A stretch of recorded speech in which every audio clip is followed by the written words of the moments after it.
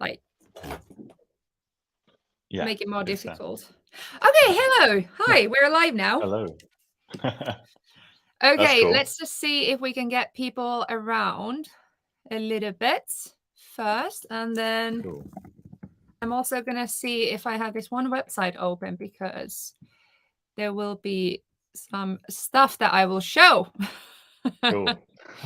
So, how are you doing today, Thomas?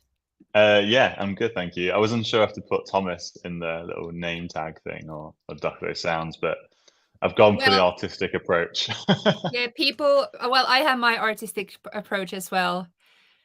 Yeah, Because otherwise, it's, although it's funny because I feel like people struggle with my real name as well, like with my artist name. I chose LNA because I was thinking that it's easier yeah, than. Oh, it says LNA2 now. I don't know, Oh two, well, the second thing, LNA2. That's my second version two. persona. It's not really me. It's my twin. It's here. Okay. But yeah, no, I'm doing good. I'm doing all good here. Yeah, are you all good? All good. Yeah, I've been filming all day for 12 days of creativity, Yes, which the is gonna start 1st of December, and I now started to film for it. So awesome. I filmed the advertisement before I even started filming the actual series. So I'm very excited about this. So Nice. how is everybody here? I'm just seeing the chat. Who's watching us? Who's watching this convo? Any Patreons yet? Usually I have my Patreon team Nice. strongly yeah. But also my lovely subscribers. They're just generally Yes. awesome bunch of people. There we go. Inner Hacking says hello. Hello. Nice to Hello. see you. I actually can't see the chat. Maybe. Oh, no, I can. I've You never can. used this platform before. It's under comments, isn't it? Not private chat. Yeah, exactly. Well, There we that's go. really good that you can see it. Perfect. Cool. Hope So everyone's we good. have 12 peoples now, and it's probably only gonna get more or less. Let's see how it's gonna go. Yeah, we'll see how interesting we are. Yeah, exactly. But yeah, I wanted to invite you, Thomas, or aka Thank you. Dokkodo Sounds here because obviously we worked together a year We in did. a conservatoire, Leeds conservatoire, and then I left being a social media person. Yeah. And so you are many things, but do you want to introduce yourself a little bit to my lovely YouTube community? Yeah, sure. Yeah, hey, I'm Thomas. Like we said there, we kind of worked together at Leeds Conservatoire for a little bit as kind of one thing. So I kind of teach on the music production course there, um, kind of doing that kind of like two days a week or 2.5 days a week kind of thing. So like half the week doing that. Um, alongside kind of releasing trying to release my own music, which is the topic of this, I guess.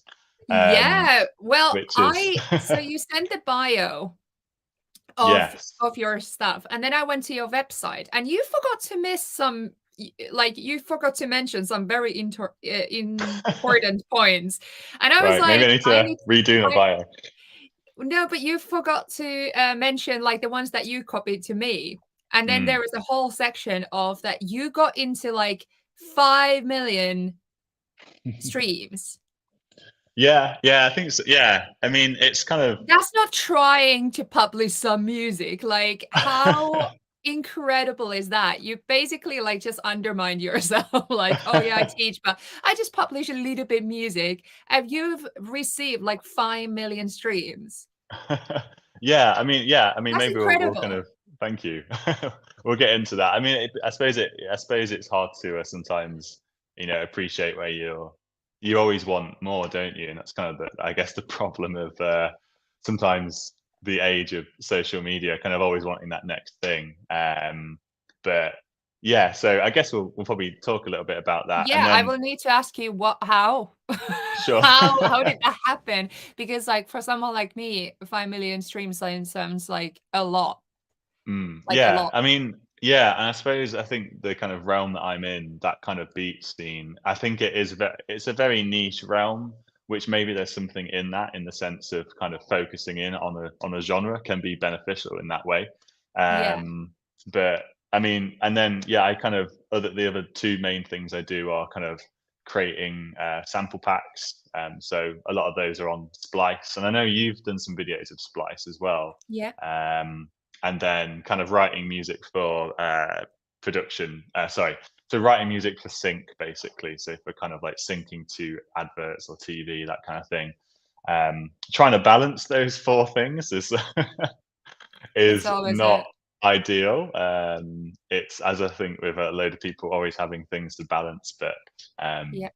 it's We a can talk constant about learning all curve. this later as Yeah. well, because I think it would be really interesting to talk about also creative confidence and a little bit like the mental game of, Mm, balancing ourselves in the between all this. Because, like, as much as we can talk about 5 million streams or we can talk mm, about subscribers or stats and stuff, I think on the same sentence we need to talk about mental health, because mm. those two do not coexist separately. They exist Yeah. together, and they will also affect everything that we do and the way that we create, and everything. So I feel like it's really, really important to kind of, as professionals in this industry, to also talk about all that stuff, because if Mm. we leave that away, we are creating a very unrealistic view of this industry, if that makes it like, that's Yeah. kind of my view of it. Yeah, totally. Yeah, I think it's yeah, I guess it's like I said, like a constant learning curve. I think of maybe like dealing with kind of as you get more consistent and you get more successes, that also comes with other things to balance and deal with. And It's the yeah, I think keyword of balance. Balance seems balance. to be Yeah. the key word. Yes. Yeah. Well, amazing. Thank you so much for being here in the stream. And I would No like to worries. hear also, it seems like we have more people coming into the stream now watching. So please interact with us in the comments. We both can see your comments. So Yes. Yeah. please Please do. ask questions. And if you have any of your own points on any experiences about things, like, we want to hear everything that you have to say as well. So please do interact in Mhm. there. And I would like to see who's in there anyway. And I already see some very familiar uh, faces, names in here. So it's really lovely to see you all.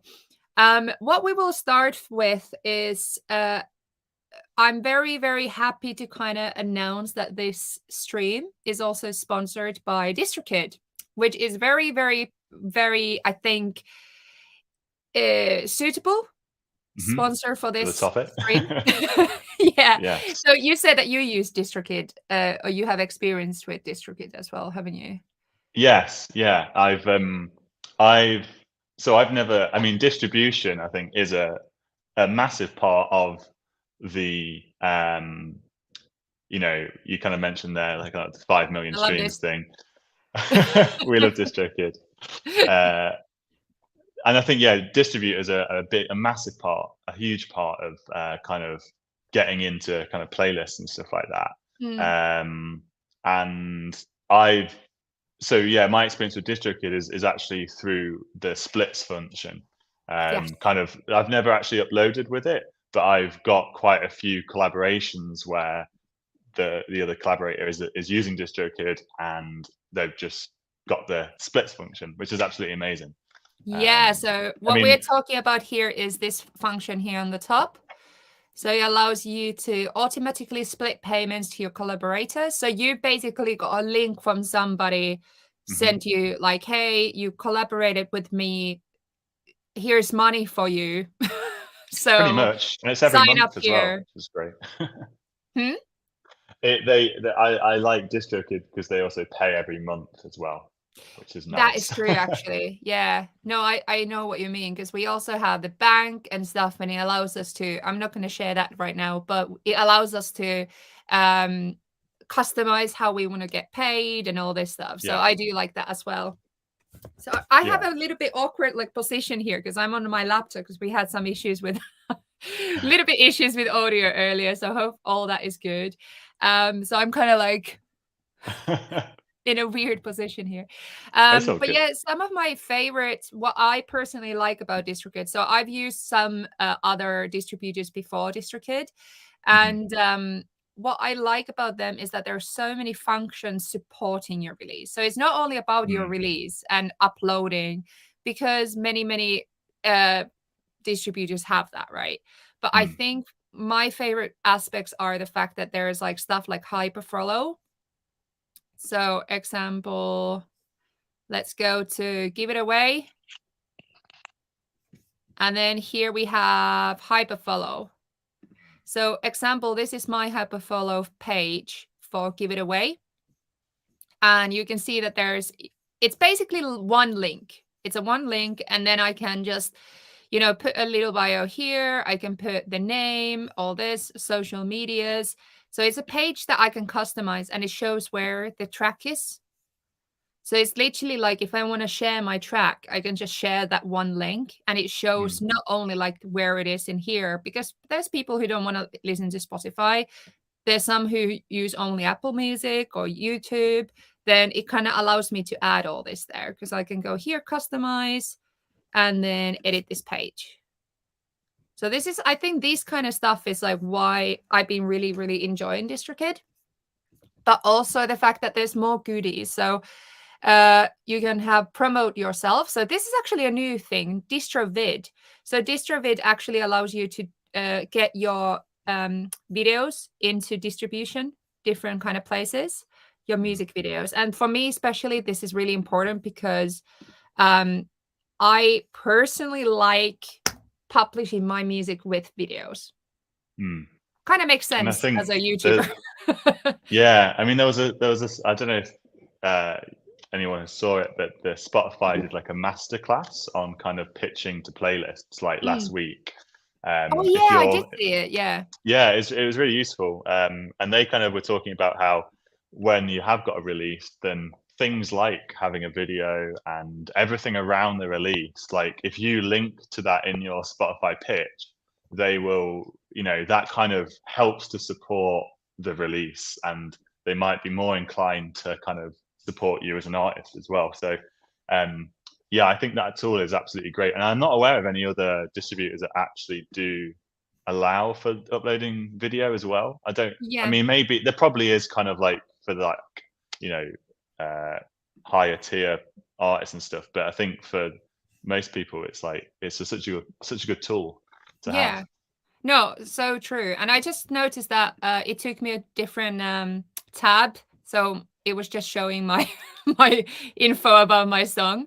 Right. But basically it takes you, so I was talking about the hyperfollow and it did not Mhm. show it on the screen. So sorry about Okay. that. I'm gonna show it now. So also, I just want to show that yeah, DistroVid is here, but also we have like so many other things. Like example, you can create mini videos or even meme video generator. So I think, can you see it from here? Yeah, I can see that. So you can create this kind of stuff, which is really cool, I think. Mm,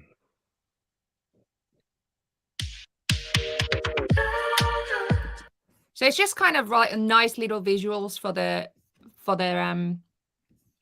oh yeah, no, that's a downloadable. But there's a lot of fun like memes and stuff that you can do as well. But I'm just gonna show the hyperfollow one more time because it's really fun. nice. Where can I say it?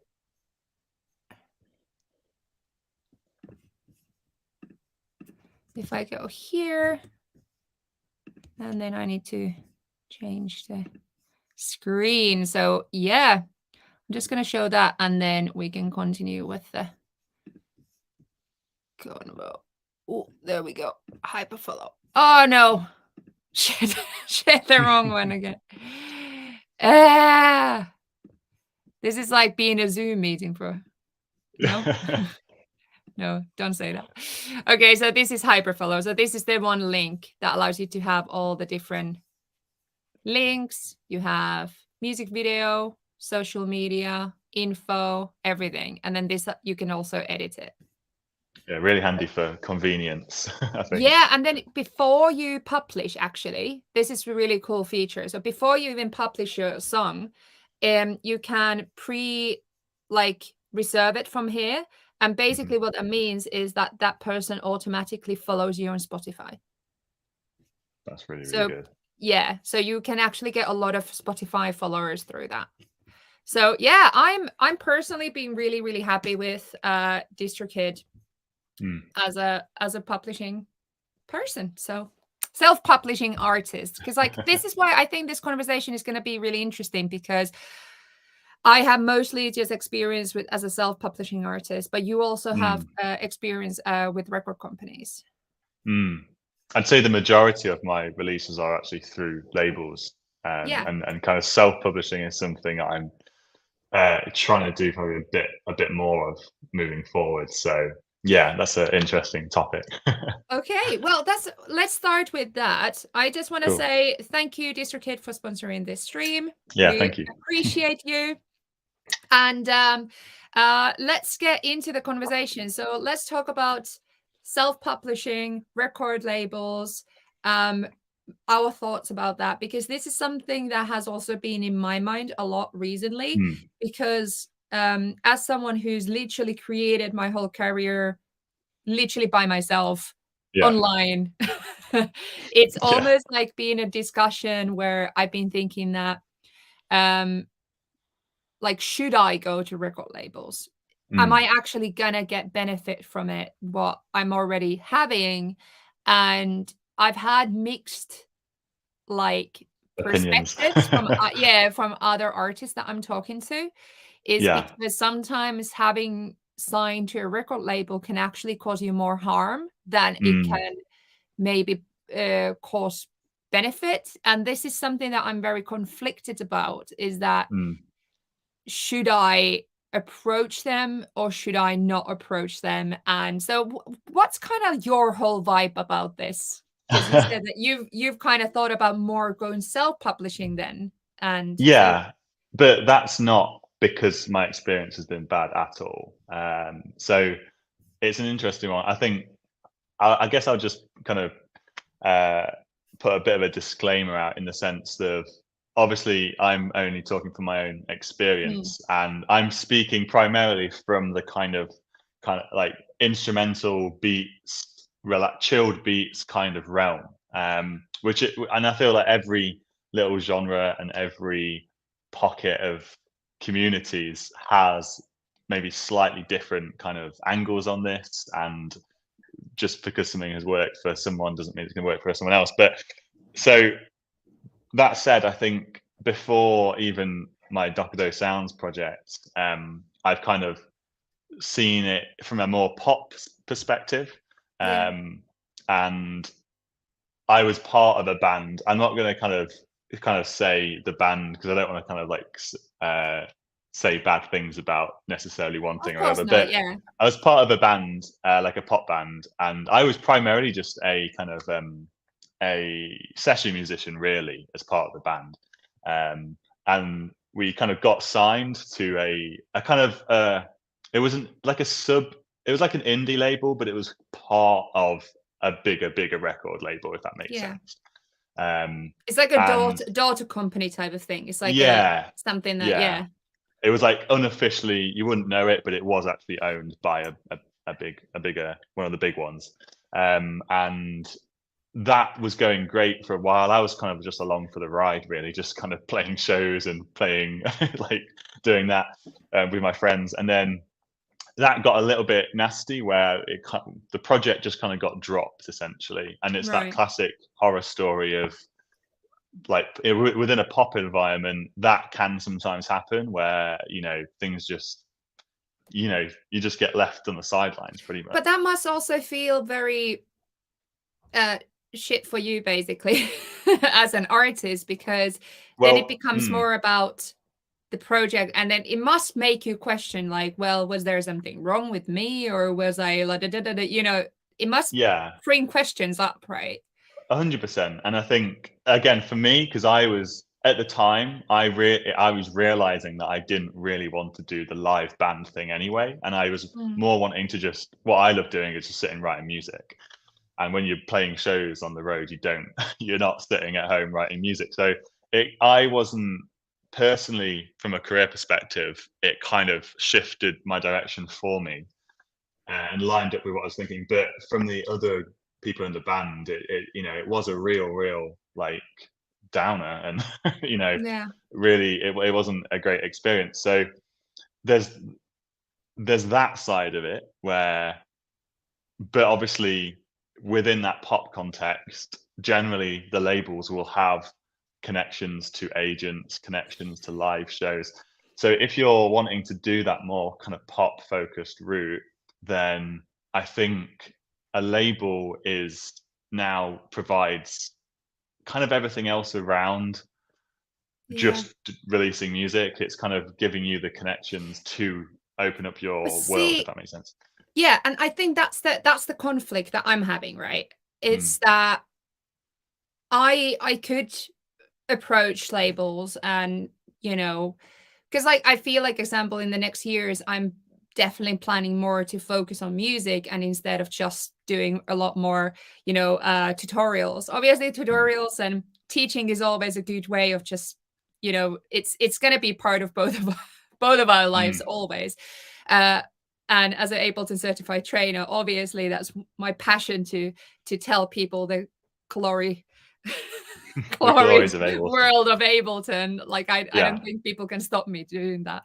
But I guess more is about the fact that even though record company or label could bring you visibility, Mm.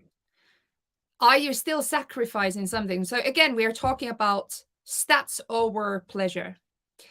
And Yeah.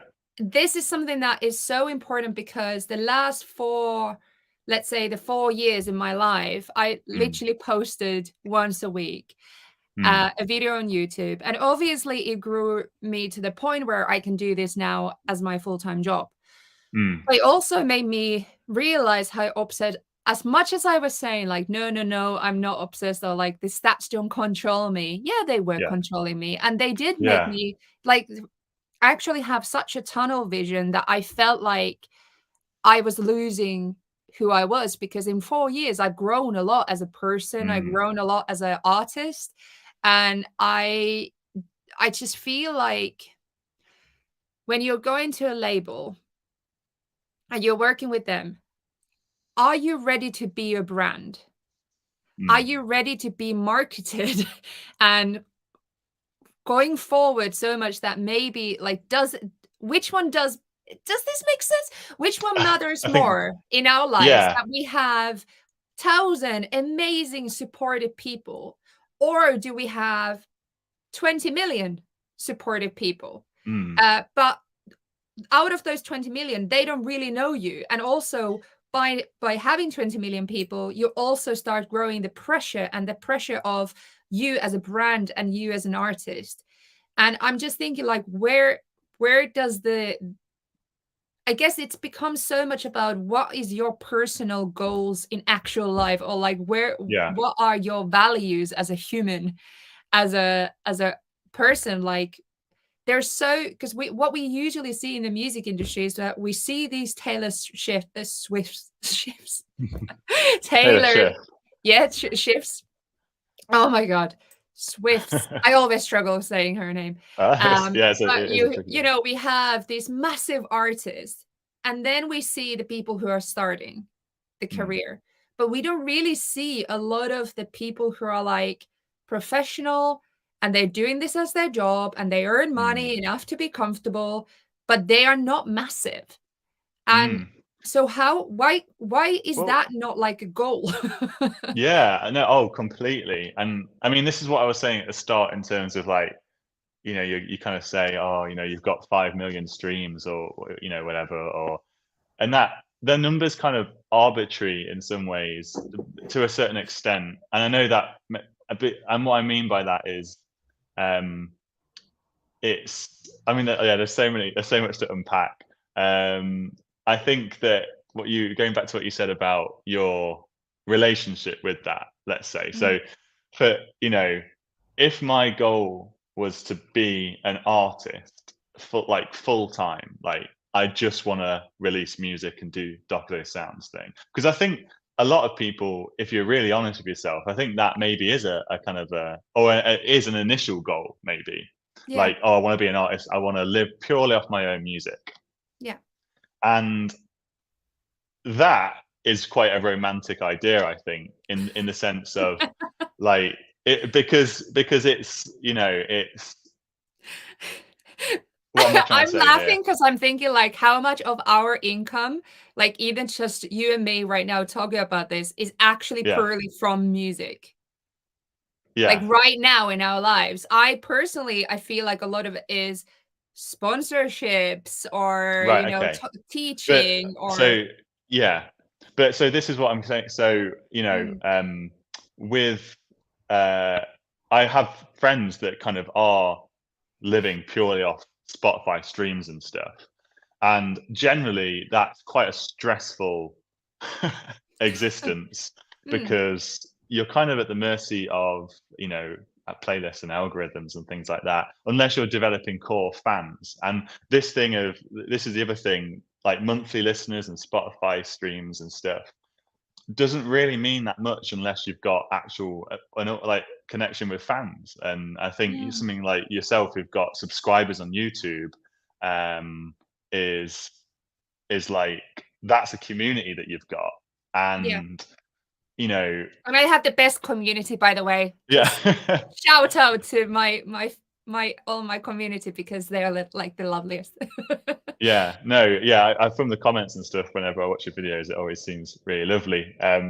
But then like if you land on a Spotify playlist and you start and suddenly your monthly listeners shoot up, um, that is great and that should be celebrated 100%. But at the same time, unless you're actually gaining kind of fans from that in the long term, it's Mm, not kind of uh, it might not translate into that much apart from the kind of, I guess, the income boost from kind of music, if that makes sense. yeah, so what And you're I've saying is that basically, stats don't mean, like, stability or like, having 5 million streams doesn't mean that there's necessarily sustainability without the connection with people and then without the yeah, yeah, and do you feel and like that, like, example, as someone like you, so you make kinda lo-fi, mm, mellow, cool beats. Do you feel like you are, where are you in this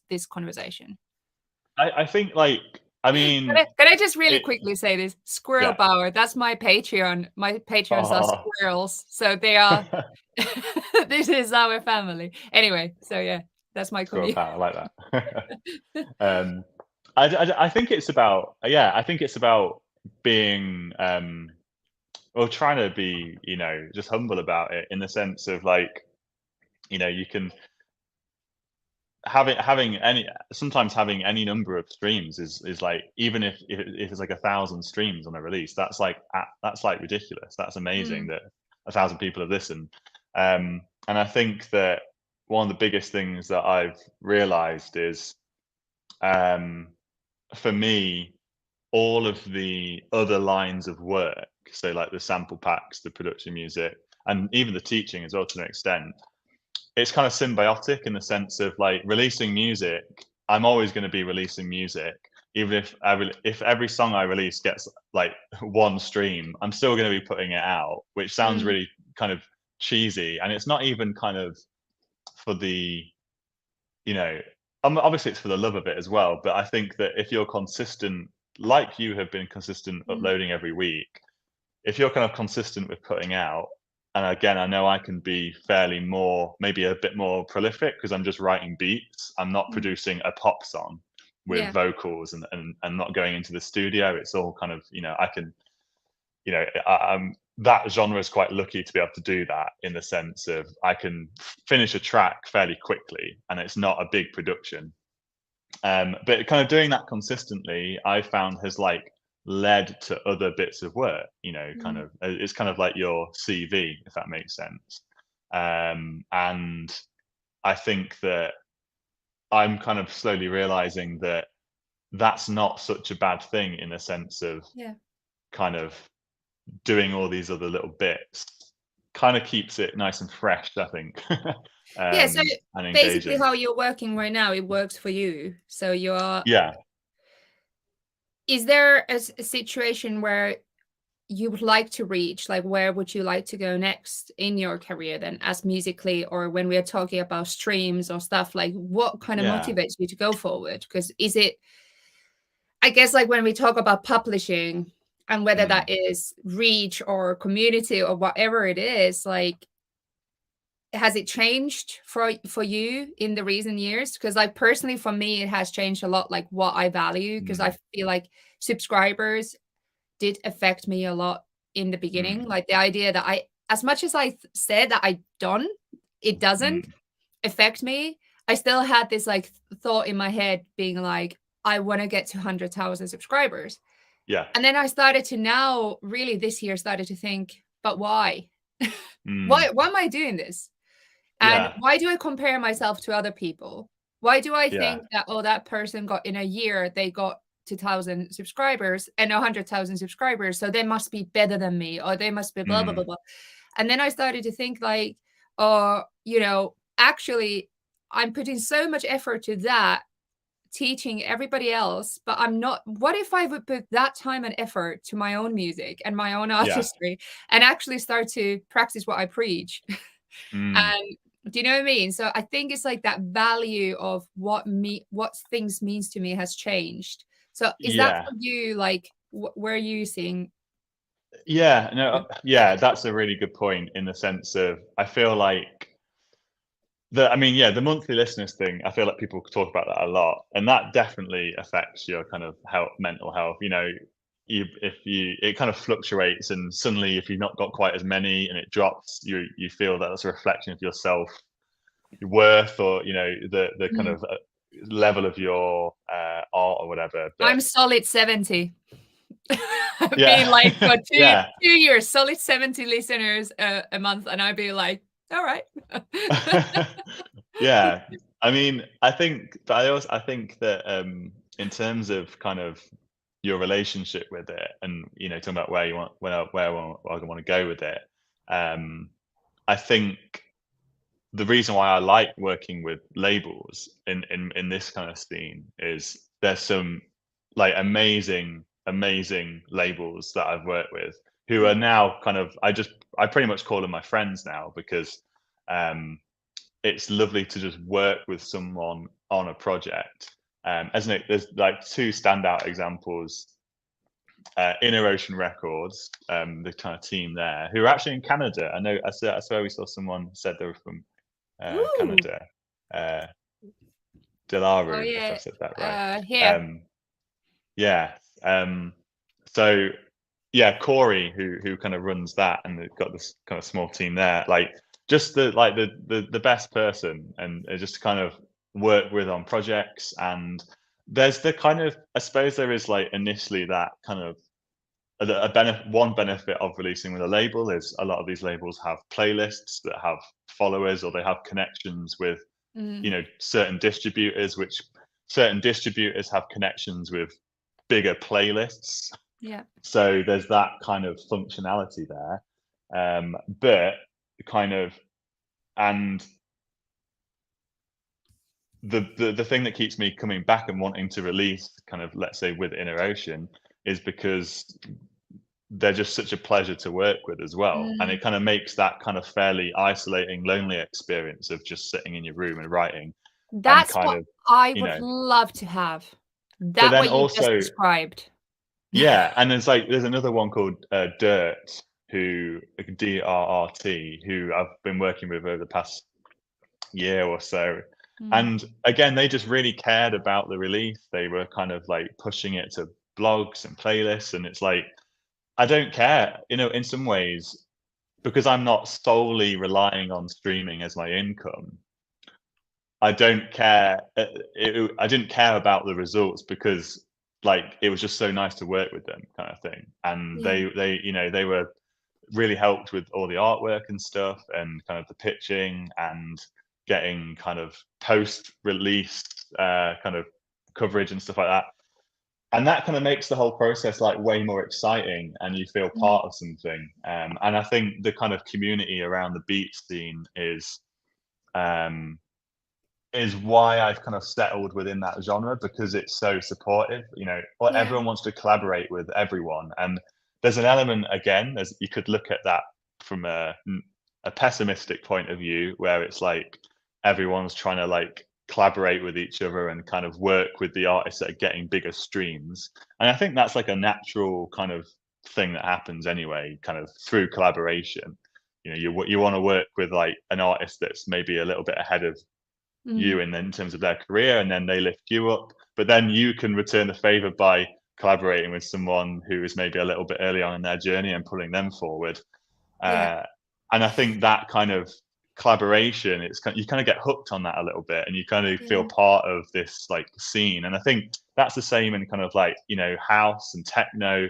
Once you find your little pocket, I think you kind of become addicted to like getting into that scene, and I think that's really exciting. that is really exciting, and I think what you're saying here is really interesting to me because I just realized something Mm. in my own life. Yeah. Is the fact that I've kind of realized in the last years that I'm not really been collaborating. I struggle with the idea of example going to big music studios, even though I know how Mm. to work and I'm, trained sound engineer, so I would Yeah. know how to work in those, or even just the idea of collaboration. And I think this is where gender is a thing. Mm. And as much as it might not be a thing of like, there's amazing people out there, Mm. absolutely, and who probably I would have amazing time and all this. But me contacting people to collaborate, or even just Mm. if they contact me and us collaborating, example with the label, I'm so traumatized by Mm. working with people um where I need to prove myself, or I can't Mm. just go in and just enjoy it. It's just not being a thing where I can do that, if that makes sense, Mm. because Yeah. it's not there is people, but I think this is the reason like a lot of women when I work with other women or non-binary people or Mm. gender minorities, because there is that like feeling of like I can come to the space and I don't Yeah. need to be conscious of being in the space Yeah. or like proving my existence in the space. And I'm not saying that this would happen. I'm just saying Mm. that I have the preconceptions It's in like a my head barrier. or barriers of protecting myself before it's Mm. even happened. And that's why I'm in this little room doing YouTube videos by myself, because I struggle with the idea of trusting anyone else, Mm. really. And what kind of happens also, it's called benevolent sexism, where a lot of in a certain situations, in a group or collaborative situations, if there's one woman and there's like, let's say, four men, the woman becomes like the mother of the group. So she's the Mm. one who organizes things, or becomes the responsible one. Mm. And I don't wanna be in that position, because I wanna be Mm. there as a musician, I wanna be there as a collaborator and a producer. Do you know what I mean? Yeah. So my job That's is not to take care of the group, my job is to produce music. Yeah. Yeah. And I think I mean, I suppose like I'm from kind of my kind of point of view, I guess it's kind of I I'm so lucky really, in the sense of, I'm just a white male. And it's Mm. kind of like obviously I can't even begin to sort of even empathize. I mean, I'd like to think I can, but obviously I can't even imagine kind of what that struggle is. And it's kind of, I think we've chatted before, and Mm, sometimes I catch myself because I think I suggested like, oh, creating a community for that, and maybe a label, and I think I've seen labels popping up now that are kind of focused on yeah. kind of women and kind of um, all that, and I think that that's great. But then there's a little part of you that's like, but then that shouldn't need to be a thing now and it's kind of like a double-edged Yeah. sword, isn't it? And it's like But then we there's shouldn't like have to be distinguishing that. But 100%, but unfortunately, there's as much as I think it's not visible for people, but then mm, example, for me, it's my reality is that mm, it detects my choices, and so example, me thinking about record companies or like record mm, labels to work with, that is the reason I'm not approaching them. Do you right, know what I mean? So yeah, it's that whole panic and social anxiety about the fact that I would need to figure out how to deal with people or how they see me. Do I need to prove mm, myself? Do I like it's this whole dilemma of will this work? And it kind mm, of and I build this mentality is like I rather do it alone and by mm, myself because at least that I know things are gonna get done and they're gonna get done yeah, in my way. yeah, Which sounds like I'm controlling, but in a same time, this comes from the fact that previously I've been let down or I haven't felt safe in this mm. in collaborative situations, or I haven't felt like appreciated. And I just interesting just reflection because I just kind of realized that I would like to have that. I Haven't would like clever, to have yeah, what you described. And I'm hoping that I'm also giving people more chances and also mm. put the guard down. But then same time, it And scares it's me to even yeah, think about putting the guard down I because mean yeah. It's kind I of, and I think it's hard. I mean, just the topic that the kind of the I guess what's the word, the career or space that we're in with music, it's a reflection. No matter how much that I write music, and it's mm, I feel fairly detached from it most of the time because it's kind of beats. I'm like, yeah, obviously it's just chilled music. There's always obviously there is a tiny bit of me in that, and it is a reflection of you. It's your art, 100%. so So you're you're in a putting vulnerable your position.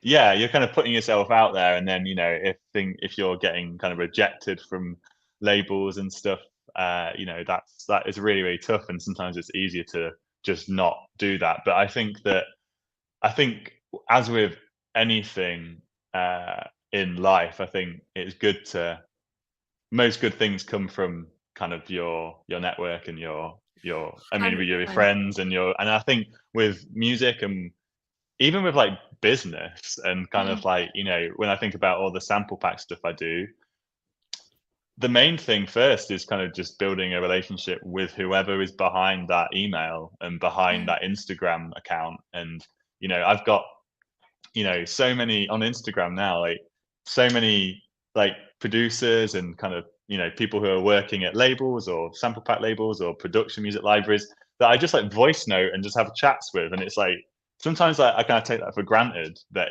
I'm just like forming these connections with But people. it's the network, isn't it? It's Yeah. literally this industry is about networking and talking to people. But like when I was in uni, we had a lecture about networking and all this, and the Mm. only thing that this guy said, he was like, "The only rule is don't be an asshole." Oh and yeah. I I mean, and I yeah, thought that was definitely, like literally it does sum it. And now as a professional, I'm like, yeah, that actually does sum it up totally. because if you're nice and it's the same as you're just making friends. So you are Mm. like just connecting. Like example, how we met. Very good Yeah. example. We both applied to the same job. Yeah. We both got you got the job and I got a different job. Yeah. And then we just kind of kept in touch Yeah. after teaching in the same place. And now probably we're in the same industry, we're in a similar area, like geographically, and now Mm. I invited you here, and who knows Yeah. if there's ever other collaborations. But this is exactly like, if I would have met you and be like, whoa, no, what an Mm. asshole or something, or you would see me, and then we would have not kept in touch. And that's exactly it, is that you just meet Yeah. people, and then if you like them, then you're going to keep on collaborating and And I think like that's an connecting. interesting, yeah, point in terms of, I guess, sometimes linking it back to the overall topic in terms of thinking long term, and I think it's so easy to think short term about each release or whatever. Hmm. But I think it's, in the trying to think more long term about things in the sense It's a of, marathon.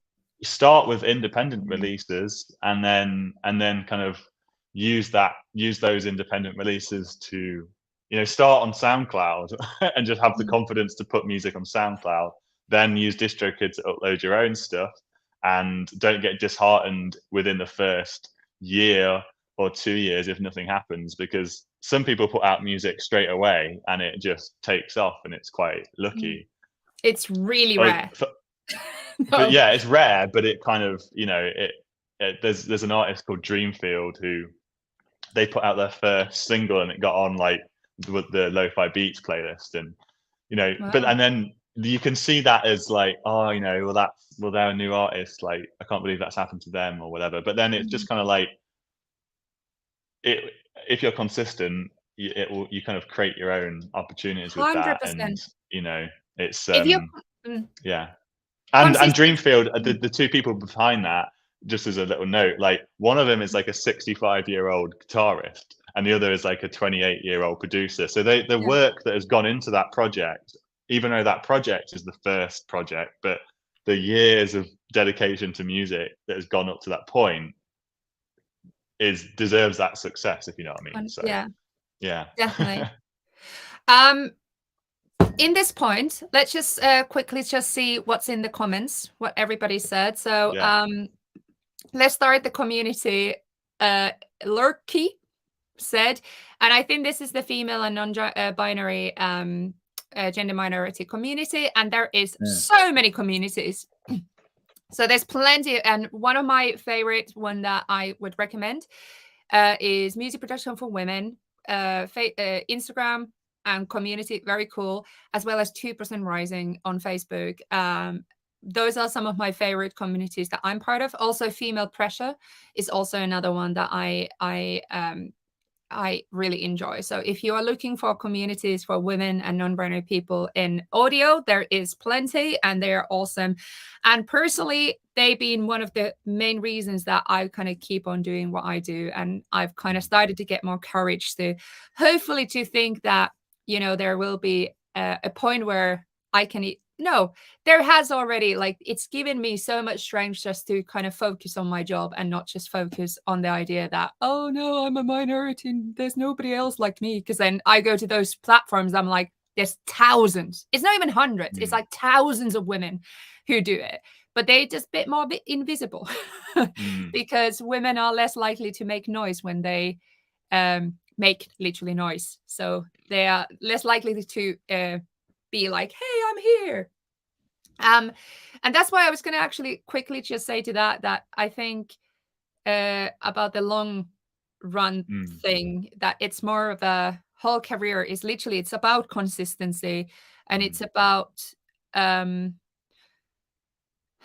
I think it's learning to know yourself as well. Mm. um Part of this conversation, why I this community thing, um and me kind of thinking about self-publishing and record companies, is also that it's okay for me to protect myself and Mm. from collaborations or communities that might hurt me, because it's happened before. So it's okay Mm. also feel that protect myself. But on the top of that, I'm also thinking that when I'm example been thinking about record companies and all this, I'm not opposing the idea. I would love to Mm. have it, but I'm gonna wait until I find the people, my people. Do you know what I mean? So I'm Yeah. not forcing myself to have a relationship that might harm me, instead of finding people that I truly naturally want to collaborate with. Naturally, we are just friends. Naturally, we're Yeah. just vibing. So I think that's one thing that happens quite often where it does go wrong then is that in music we're thinking we need to have a label. We need to have so many network and so many collaborations. So we kind of force it a little bit and then that's where Yeah. it goes wrong, because we're not vibing it naturally. And I Mhm. think it's really get to know yourself of what kind of people you want to work with and what kind of people make you feel good. So example, that's why like I would be happy to do self-publishing as well as record labels, but it needs to be my people. The Mm. people that I don't need to go to the space and think, oh, like I don't need to go to the space and be aware that I'm a woman in that space. I need to go to the Yeah. space and just be a freaking badass producer. And that's Yeah. how I want them to make me feel that I can do that. So Yeah. I'm waiting for that uh those opportunities. And they already has been amazing. A lot of awesome people that I have Mm. collaborated and felt that way. Um I'm just gonna go through a little bit of the comments. So we had Evan says, "Hi, Elena. Just wanted to say that your last video where you performed live looping is amazing. Your skills and your energy inspiring. Thank you so much." These kind of comments make That me, was really, really cool actually. Was that the one you just put out? yeah. Thank Yeah, you. because yeah, it was great. I really enjoy making that. That was a lot of fun. But this is exactly I want my Looks YouTube to be stressful. more stressful. As in like like you're doing a live looping set and kind Yeah, of improv. making sure there's a lot of yeah, improv. And it Like was I would definitely not not prepared at all before. yeah, I would not do that at all. I I'm not good enough of a musician just to improvise.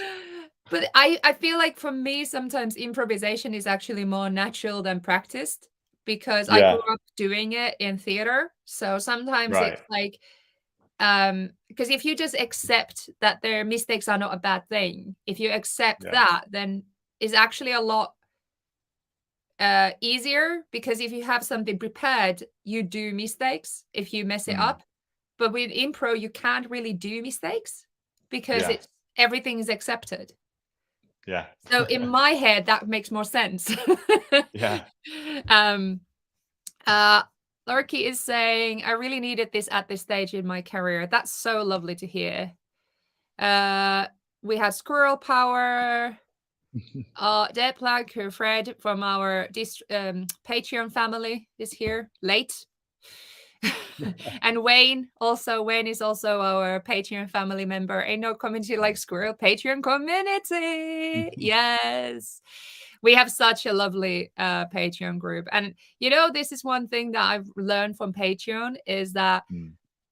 doing this and social media and music as my career is really shown what we talked about, the fact that also it's changed my perspective on releasing music, that I'm no longer thinking, oh, I need to have 100,000 subscribers, or I need to have this many Mm. monthly listeners, or on Spotify or whatever, because these people make everything that I do worth it. Mm. So these people and their support and my subscribers support, like comments, whether that is Patreons or whether that's non-Patreons, but like just YouTube supporters, they give the value that, they give the feedback that I Yeah. need, that it is actually a lot more powerful than stats. And but that's only taken a while because our community's never been as active as it has been this year.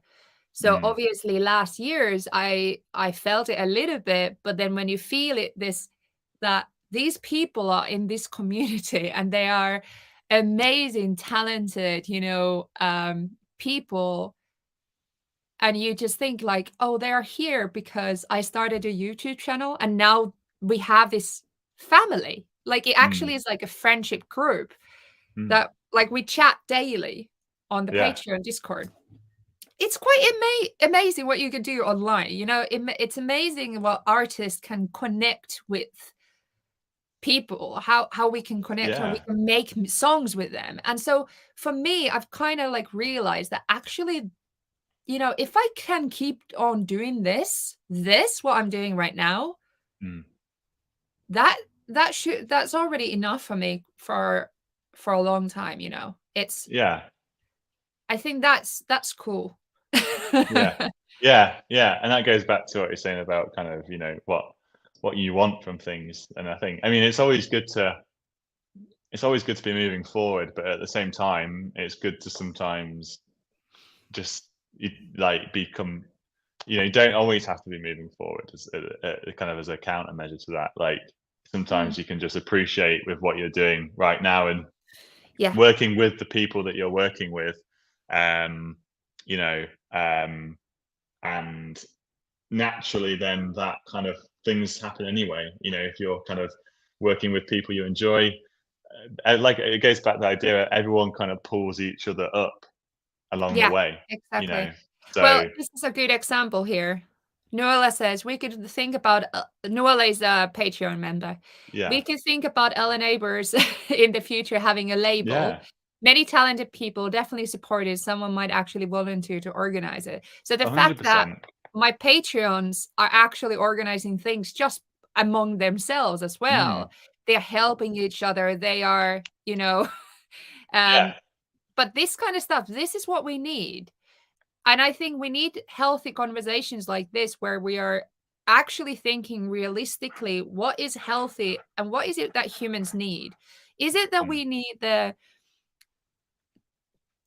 5 million listeners or streams, or what is it that we need? Obviously, like I'm not saying that that's not cool and that's good, and that's mm, also like it's okay to also want big things, and it's okay 100%. also Yeah. to aim high, but it's also thinking like what is it that you need? Because like every Mm, person also needs a different thing. yeah. Yeah. 100%. And I think, yeah, it purely is about what your relationship with that is. And generally, when you're working with other people, that can give you that kind of uh, that feedback as well. That kind of analytics can't. Yeah, exactly. um, but yeah, it's a tough one. But at the same time, I think it, like you said, having X amount of monthly listeners, whatever that number is, it should be celebrated because that's also then a reflection of your work as well and your Yeah, kind of um and celebrating other people's successes as well. good Kind of, point. it's not always about yeah. Again, it's very. I feel as musicians we can be quite like narcissistic a lot of the time, but it's kind of recognizing other people's successes, and it all leads into that kind of community thing as well, which 100%. is yeah, all part of it. And I want to talk about the 5 million streams in a minute, but before we go there, I want to talk a little bit about, um, so I think one big part of why I'm organizing 12 days of creativity now in Mm. December. Little advertisement here. Woohoo! Link, by the way, down below for 12 days of creativity for anyone who wants to join. But basically, it kind of started from the idea what I've literally written a book about now that comes out next year, um, about the creative confidence and how all these aspects that we talk, streams, goals, what is our motivation, all these affect even the smallest things like finishing a song. Example, the idea that we get inspired and we start making a song, but suddenly things seem overwhelming. Things you feel like you're not good enough. You feel like the song is not good enough. You feel like you don't understand things well enough to finish it. All these are based on many many aspects of music industry, but like comparing yourself to others, Mm, envy, need for validation, what kind of validation you want and need, fear of failure, and all aspects of what music industry makes us extremely vulnerable, and it also makes us think that we want certain things or we need certain things, but everybody is different. And when we are making music, the ultimate idea is that it's supposed to be fun. It's literally called Yeah. playing. It's Yeah. literally in the title what it's supposed to be, and playing is usually a fun thing, right? So why do we get that crippling anxiety? Why do we sit there like, I can't finish this? This is not the genre I was thinking I supposed to make. And if I make this kind of cheesy pop song, everybody thinks I'm a like a Taylor Swift fan, and now everybody's going to judge me. And like we have so many things that just go through our minds when we are creating. And the thing what I want to enhance in this 12, not 10, 12 steps of creativity, 12 days of creativity. I'm getting that title really wrong right now. I want to enhance the idea that whatever we create, it's okay. We are not responsible of our creativity sometimes. And whatever sound comes through you, just let it happen. Just it doesn't, nobody cares. Literally nobody cares about what genre you make. Nobody cares about yourselves. Just There's make the a songs yeah, first. a And really then interesting point. Just sorry, just to chip in about mm, that exactly thing of when you're involved in your own music.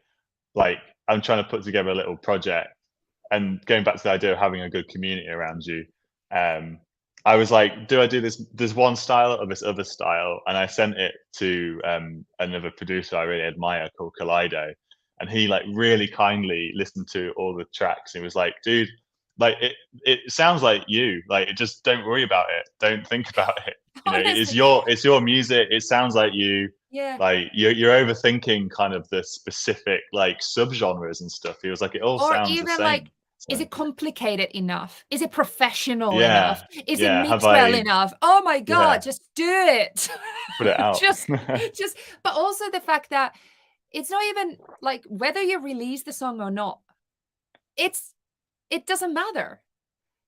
Just make the song first and decide what to do with later. Just Yeah, make it, just finish it, just do it. And then just like, then decide whether you have one artist channel for one artist name for techno, one artist for yeah. American country.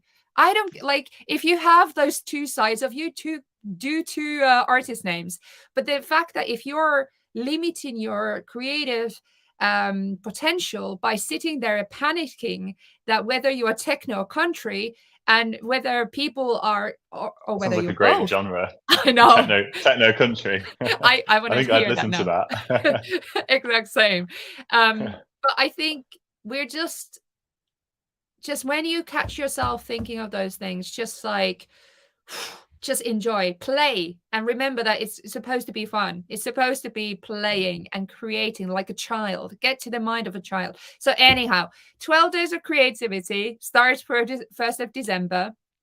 And it's all about this. It's literally helping you just to finish a song and feel good about it. Whether it's a good song or it's not, it doesn't matter. That's not the idea of this. It's you finishing the song and feeling proud that you finished the song. So that's the point of 12 days of creativity. And if you want to release it after, then you can think about that. But the main thing is that you just get to yourself the mindset, because the fact is, what more you get and relax and get ease yourself into it, the more you make tracks that you actually want to publish, because you had fun and you felt good about them. But if you're Mm. so tense that you're thinking what everybody else is thinking, then you're not going to make songs that you like because you're thinking about other people while you're supposed to think about what you want. So that's my motivational speech for today.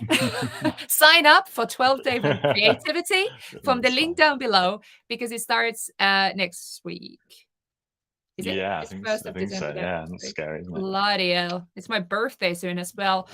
Every it? time December comes, and my birthday is 4th of December, and I'm like, oh my God. No, I like my birthdays. No, I always have a birthday week instead of Yeah. just one day. I take it for myself. Anyhow, hey, okay. Now I had a speech about 12 days of creativity. Now everybody is going to go and sign up. And also, by the way, oh, no, my most important thing. In the end of 12 days of creativity, if you sign up and you finish the song, you have a chance to win a grand prize. A grand prize will be Apogee Boom interface. Very, very cool. Also, you might get no. So the bundle has the Apogee Boom interface. It also has Baby Audio plugin bundle, and anyone who has ever watched any of my videos knows that I'm absolutely obsessed about Baby Audio's plugins because I use them anyway. Like in so many non-sponsored videos, I still use them. So I'm just saying, like, I honestly love them. Have you used them? I haven't, no, but I've heard. I mean, and this is. I mean, that's the whole topic of being selective with what plugins you choose because there's so many. But yeah, it always looks great. They always pop up. I've watched quite a few kind of my top plugins of 2020 videos in the past Yeah. week, and Baby Audio stuff has always kind of come up. They are honestly, I run some of my favorite ones. So that's why I'm so, so glad that they are part of this giveaway. So the bundle has, I'm starting again, Apogee Boom audio interface, Baby Audio plugin bundle, M Voice One virtual singer plugins, especially people who don't sing. This plugin basically sings for you. So you just put MIDI notes and it actually sounds like a real human. You have women, Crazy. you have men, and it just sounds actually really. You go to my Instagram stories, reels, and you can see me demonstrating it, and it actually really works. So M-Voice One virtual singer plugin, as well as 1 hour free one-to-one lesson with me. I'm a Ableton certified trainer, so if you're into Ableton, then obviously ask anything about Ableton. But at Elcom, I was actually teaching Logic and Pro Tools, so I'm pretty comfortable with many DAWs. So whatever DAW you are into, that's absolutely fine. We can talk about music production techniques and anything you want to talk about. So sign up.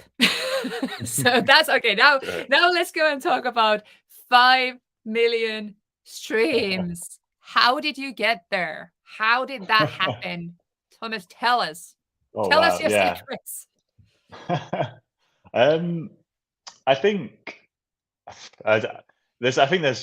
there's a lot of factors. I think being, I guess, consistent in releasing music, kind of releasing music, constantly, pretty much in some forms or another, and then doing that enough, you'll get lucky at some point. And I think I personally, those 5 million streams, I think, I think have come from like maybe just 3 tracks, probably primarily.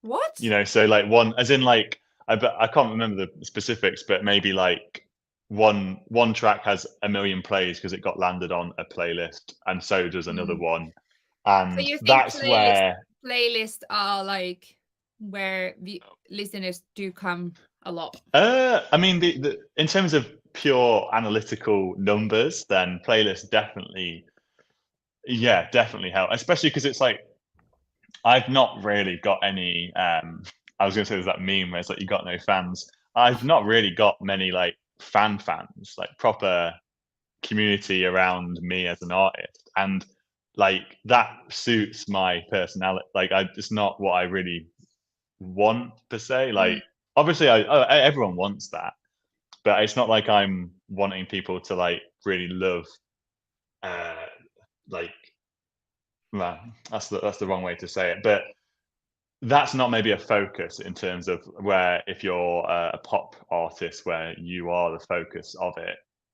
if that makes sense. Interesting, because I don't see it at all like that either for myself. Because like Yeah, I mean, I always maybe say I'm that saying like it wrong then. fans or followers are more like a Yeah, it's almost like a something that just happens when you do yeah, art. or being kind of organic with it. Yeah, Yeah, I guess it's like and especially authentic. if you're authentic, you're just yourself and you put Yeah, yourself out there. there mm, might be people who like what you do. yeah.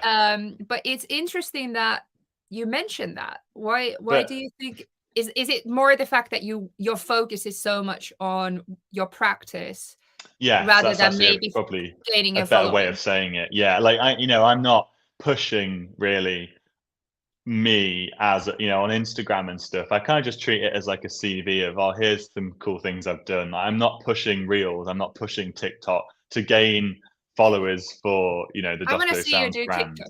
Oh TikToks. no, you don't.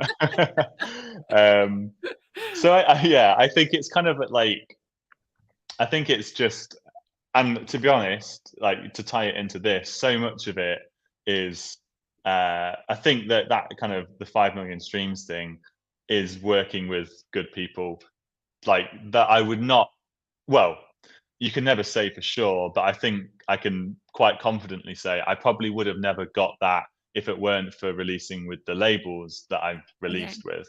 So in terms of the kind of the the labels that have equated me to those numbers would definitely be Inner Ocean Records because I think, again, that label is really well respected within that scene, and I think uh, there's benefits to that. From a Mhm. purely factual like numbers point of view. Obviously, there's the community aspect like we've discussed, but from a kind of streaming point of view, I think playlisters do pay attention to those labels because they trust that they're going to release kind of music of a Yeah. certain style and quality. Um, and College Music or another label, where like the first track, and here's a really funny lesson: the two tracks, my most streamed tracks on Spotify, I wasn't even going to put out because I didn't think they were that good. The two tracks that have Ah. got like the biggest Listen to this, streams, everybody, because like I I wasn't going bet to that put we are out. all everybody who always thinks about that now remember that sentence that Dokkodo Sounds said that the best one. So then next time you're thinking your track is not good enough, then remember Yeah. what Thomas said. Yeah, no, it's so true. Like I really wasn't gonna put them out, and I didn't even kind of pitch them or anything. And I was like, well, that just kind of shows you that, sometimes it's kind of out of your control a little bit, and all you can do is do your best and be consistent with it. I Um, literally always that's say a that. Mm. Yeah, and I think that's actually funny because the EP title, I think, is called something like "You Can Only Do Your Best" or something, I which love is that. kind of ironic. Um, But I always but say that we are yeah, not really responsible of our creativity. I like the idea that creativity is almost this like so if we think about yeah, actions we are responsible, but the yeah, creativity itself, we are not mm, responsible what happens with it, right? Who are we so, to judge it? Because something that yeah, we because everything that art is judged by experience, mm, time, location, everything that we judge art by, like from mm, our perspective. So something that like remember everybody hating 80s.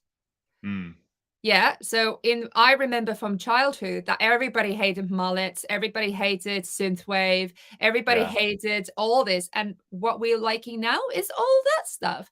So who yeah, are we to judge? Literally, who are we to judge anything aesthetic, mm, artistic, or who are we to say, what comes through us is not good? Because in 10 years, do you know what I mean? So it's almost yeah, this kind of like this thought process has helped me when I make mm, music. It's almost like, who am I to say? Like I yeah. kind of vibe Because you it. just never know. And yeah, Yeah. if you connect like all you can do is, I mean, it's and this is the tricky thing because there's the artistic side to it of if you Mm, connect with it. I would argue that, and my view on this has flipped recently to the fact that actually you are making music.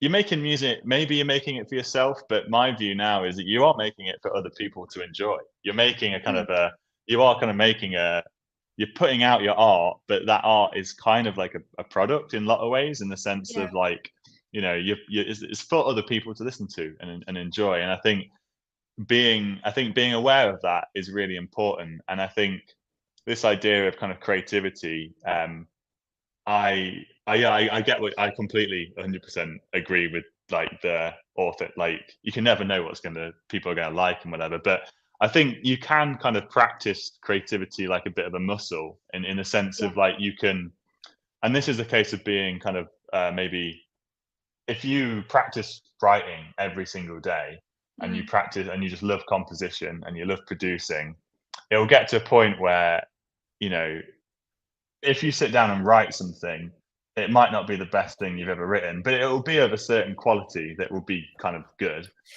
But Um, I guess what and you we're can kind of talking. put, you know, I don't I know. guess what Sorry, I know it's a bit of a side tangent, No, but no, no, yeah. it's not, because I feel like what we're talking about here is the balance between originality Mm. and industry Yeah, yeah, and and I think industry there's a sweet standards. spot. There is a sweet spot, but what we are also, I think it's a difficult conversation between Mm, originality and authenticity and industry, is because we so much, especially in the beginning, we focus so mm, much on the industry until we start to feel like we can actually be more put our so there's actually a theory called Helsinki bus stations theory, and right. I'm not biased because it's a Finnish theory, but check it out because it basically talks about this balance, Okay. and it's by What's it called? What Helsinki could bus you station theory, and it's a guy who is a photographer who originally talked about this. I can't right. remember his name, but someone can check it. um, so basically, what the theory means is that we are all first waiting for a bus stop. So we are all like, "This is the bus," and we are Mm, first on the bus, and then there's many many buses with different numbers, and we are all jumping on the bus.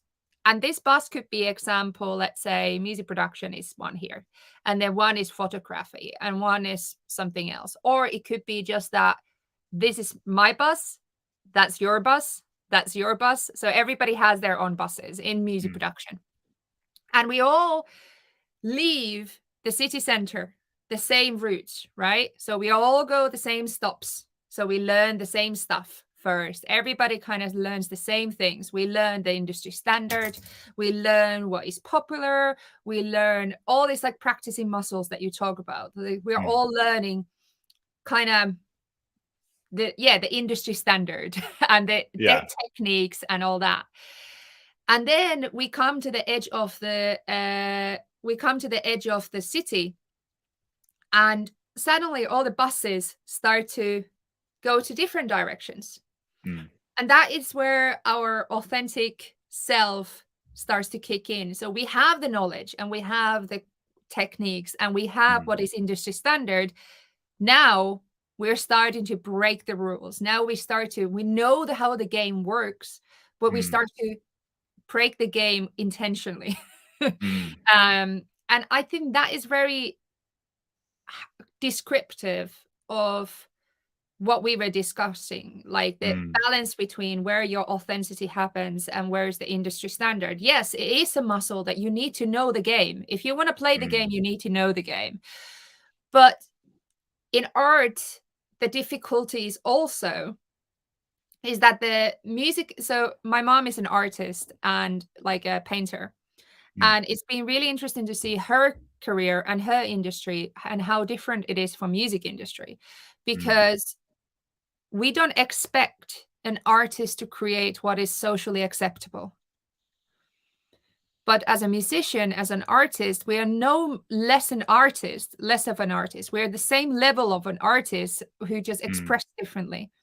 mm. But we still have more expectations of what is socially acceptable art. Yeah. Um, so there's more rules for us to be Especially like playlists, like, you know, playlists and things like that, and genre is 100% that exactly. kind of So it feels into that. exactly. So if we think about the buses, so example, um, my mom learned the techniques. She didn't go to art school. She went to art school only in her 40s. So she Mm, became a professional artist before she went to art school. So she kind of self-taught a lot and then she started earning money. But until she went to art school, before that, she was like, it was almost like she was going like this outside of the city with the bus already. And then she needed to mm, kind of go back to the bus station and then mm, start again, right? Because she didn't get to the exhibitions or she didn't get all she was not recognized as an artist until she took the bus route that everybody else had taken. And I think this is why it's really interesting. And that's why also we get very confused as artists between those originality and the rules of the industry, and why it also can cause us a lot of self-confidence issues Mm, is because same time the world kind of says that you are allowed to go with the bus outside of the city already, and it's kind of like if you can do that and you break the rules, there's something admirable, something strong. But then when you do that, suddenly you notice your art is not socially acceptable. It doesn't get to the it doesn't get to the playlists. It doesn't get to the radio. And then you get confused.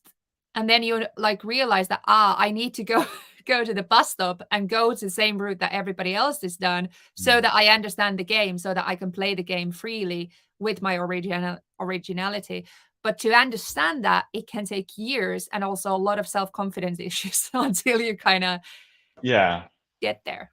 yeah, yeah. Yeah, I think there's a yeah, I agree. And I think sometimes it's about separating, and it's kind of like when you give feedback at university when you're marking something. You're not marking you, the artist. You're Mhm. marking the piece of work, and that's a different thing, isn't it? And it's kind of like Yeah. a little bit similar, maybe in the sense of kind of, you know, sometimes separating that process is kind of the music once it's out, it's kind of separate and it doesn't necessarily represent you. Let's say, like, yeah, you kind of said if you make a song that sounds like kind of Taylor Swifty, that doesn't necessarily represent you as an artist, even though obviously it does a little bit, but it is a separate thing, and you can move past that. You can do something else. You can Yeah. do another genre or whatever. Um, but I think it is interesting. As soon as I started to focus more in on that set bus route, like if we're going to use that, yeah, like It's I a like that it's a good one, analogy. isn't Yeah, it? like that set bus route. Maybe in this case, it's like a genre. Yeah. Uh, you can start to pick up traction, but I think I see it as a challenge of how far can you kind of stay on that route, but make it more interesting, if that Yeah. makes sense? Because I think, and I feel that specifically like in this kind of lo-fi beat scene, a lot of the music is very functional and very kind of like music to be made to sleep or study to, whatever. And I don't even necessarily even class myself kind of as a lo-fi artist really, even though it's kind of put in that category. But I find it quite fun to kind of see where you can take that genre, and kind of Mhm. that in itself is quite an artistic challenge. And I totally um, agree. yeah, I think it's about how I you view how you view Mhm. things, I think. And um, I agree yeah, I think because it's I interesting. so if we talk about the one thing that, by the way, if anyone has any questions, now put them in because we have Yeah, 5 minutes yeah, left. yeah. I might have to crack on there. Sorry, I don't want to cut it short. No worries. Does anyone have any questions? Because I feel like we could answer a couple and then we move on with our lives. Sounded very dramatic. But hey, But maybe I we think, can do it again, because I well, feel like I there's also loads to I talk wanted to talk ask about. people with this kind of interview chat things once a month or something be on my channel there and then, would they be interesting? Because I'm kind of enjoying this, like chatting I'm with, enjoying it as well, to yeah. be fair. I'm just thinking like I could well, I could have you back. I could have in different artists and just chat about it's almost So, like a podcast though, isn't it? yeah, yeah, I suppose so. Everyone starts a podcast over the pandemic. Yeah, just might as well join the bandwagon. Oh, shout Well, out to Leisha as well in the comments from. I guess you've graduated now. I think.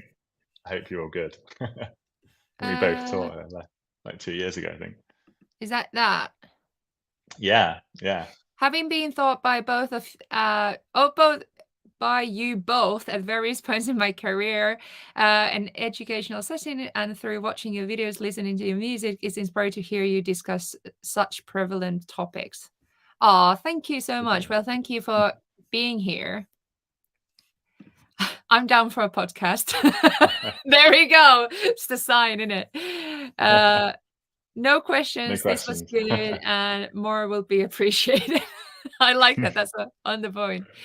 No, I think I mean, we can then start finishing up, but I think your views on this, like what I could take out of this or really this mm, conversation is again remind myself to be less scared of approaching collaborative yeah, situations, to also let people help me business wise, you yeah, know, if they want to publish my yeah. music, I could give them opportunity to do so instead of feeling so protective over myself, even though Because I need to, also, mm, yeah, and just on that, my philosophy is, I mean, unless you're getting like signing over your entire catalog for all time in some like publishing deals, which is never a good thing, but you're always going to write more music. And that's that's the kind thing. of what I kind of how Mm, I see it. It's like you're always going to write your next song. You know, yeah, if one song doesn't do well, you're gonna write another one. And I think if you can wise kind of words. detach yourself a little bit, then that kind of success, whether that be a set amount of streams or just releasing an album, if that's your goal, or releasing a single, you know, I think that kind of mindset has really helped me in the sense you're always going to be, you're going to write your next best thing. Yeah. It's So, always like, going to be, less I can't attachment think of to the your analogy. work and your art, but also the fact that, you know, like you said, you're gonna go now for a little bit more self-releasing, journey, even though you've had record labels, and you can do both. You can You do can both. I mean, I say that, and I think I've got like, I think I've got a release every 2 weeks scheduled up until July now, pretty much wow! with different labels. So I've got to find the space to self-release. But Wow, that is you know, incredible. I have, like, 1 single in March and 1 album in May, but and that's again, it's a different thing. It's because it's just yeah, instrumentals, beats. You can kind of it's a completely different thing, isn't it? Than trying it's to true. write an actual song, Well, which I would not be able to do. mine is like house. Well, one is very much of a pop because, well, I will tell you later why it's different, but I will make a video about it. But the album is like house, mellow house, Hmm, synth wave house with lyrics. nice. I don't know. But hey, thank you so much for coming to entertain us Thank you and for having me. for sharing your knowledge. And I think this was such an interesting thing to hear from you. And Thank you. everybody remember to sign up for 12 Days of Creativity and finish more music and release it. Then you can release it as Yeah. much as Thomas And does. if anyone, well, I don't know about that. If anyone wants to, reach out on probably Instagram's the best place, then Yes. feel free. So Feel check free. out, shout out to your socials. They are down below. Go and check those out and follow Dokkodo Sounds. Go and listen to the amazing songs. And yeah, and thank you so much for being here. Is there anything you want to say or advertise or mention or anything till the end? I don't think. I think, yeah. I hope everyone has a nice Christmas in these 12 days of creativity lead up. Yes. um, and hopefully I'll see you all again soon at some point. Yes, we will. We will try to Yeah, arrange something because this is interesting conversation. Okay, thank you so nice. much. Have a lovely weekend, everybody, and Thomas as well. And Thank you. uh, create a lot of music and be happy about it and be proud about your artistry. That's it. That's it. Okay, bye, everybody. Take it easy. See Bye, you later, and thank you, guys. Thank you. DistroKid, for sponsoring this video. Yes, thank you, Jessica Yes. Kid. Bye.